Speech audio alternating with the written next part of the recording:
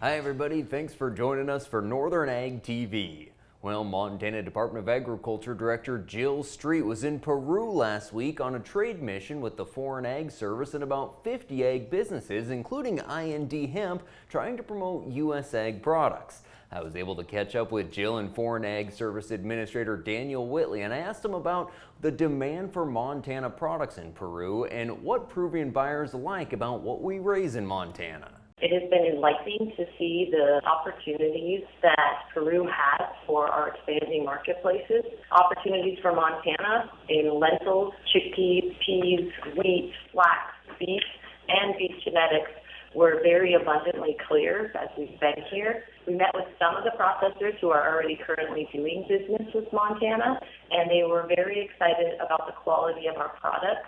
Well, at the Montana Farm Bureau Summer Conference last week, there was extended discussion about exempt wells. That followed this past session where there was legislation that was introduced and killed that would have changed how exempt wells are treated in some parts of the state. It's a complicated issue, so I asked attorney Hertha Lund, who, whether she'd admit it or not, is an expert on water law, and she explains the exempt well issue and says we need to find a path forward that doesn't threaten the property rights of senior water right holders. Exempt wells were created for a de minimis use, such as one well for cows or a house. It was never meant to be uses like multiple subdivisions, houses in a subdivision. To be part of the solution, we need to first probably end the use of exempt wells for subdivisions and allow them to get a water right by making an easier process to get a permit. We really can't wait till the next session to get this done. We need to build a solution that works, but that protects our senior water rights. Well, RCAF will be holding their annual convention this week in Deadwood on Wednesday and Thursday. One of the speakers will be Wyoming Representative Harriet Hageman. She, of course, represented RCAF in a lawsuit against USDA concerning mandatory EID tags. And Representative Hageman told me that's an issue she continues to work on in Congress. In fact, I had a meeting with USDA earlier this week to again address this issue of mandatory RFID ear tags. If you choose to use that in your operation, more power to you, but it should not be a mandate. We also continue to push for mandatory country of origin labeling, and we've put some real teeth into our bill so that if you actually label beef that is not American from birth to slaughter all the way through to packaging, there are substantial fines associated with mislabeling beef. And the first loads of cattle have been delivered to the new sustainable beef processing plant in North Platte, Nebraska. Now, it's one of the largest new plants that's opened up in quite some time. The beef produced there will be sold through Walmart. Of course, Walmart's a minority owner in the company. For now, they're processing about 80 head per day, but by the end of the year, it will be up to 1,500 daily. Construction took over 5 years, $400 million, and 50,000 semi-loads of dirt. But now the plant is a reality. Stick with us. We'll be back to talk about our markets after this.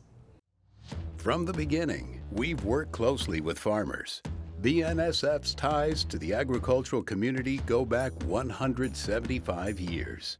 Together, we've innovated to make the U.S. agriculture supply chain one of the most efficient and productive in the world.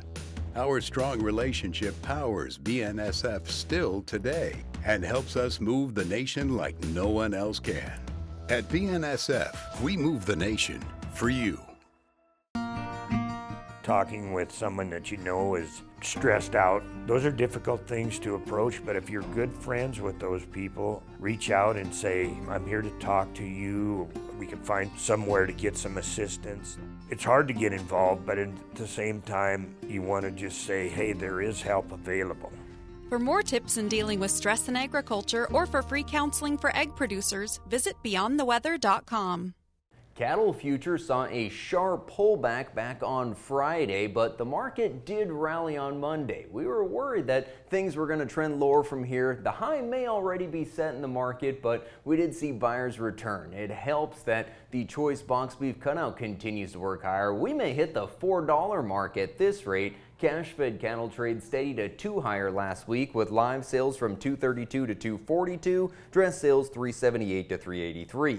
Light test of feeders in Torrington, but they met active demand. 625 to 7 1/4 weight steers from 345 to 370, and 770 to 825 pound heifers from 285 to 295. That weigh up cow market continues very strong. Most of the cows bringing 155 to 168. The sheep market was under some pressure in Newell. The lambs did sell in a tight range, pretty much all of them 225 to 237. The ewes backed off some, selling from 73 to 89. And the wheat market gave back a chunk of Friday's gains as early harvest reports in the south are revealing better than expected yields. Some are thinking that USDA may have understated production. Winter wheat production was expected higher by the Ag Department, but total wheat production estimated 2.5% lower. USDA also said that grain stocks would move lower over the next year, both in the U.S. and the world, but the market not really buying that news right now. KC hard red winter wheat finished 4 cents lower on the July contract at $5.36. Spring wheat down 11 at $6.22. Well, that's going to do it for this morning's report. Thanks for joining us and have a great day.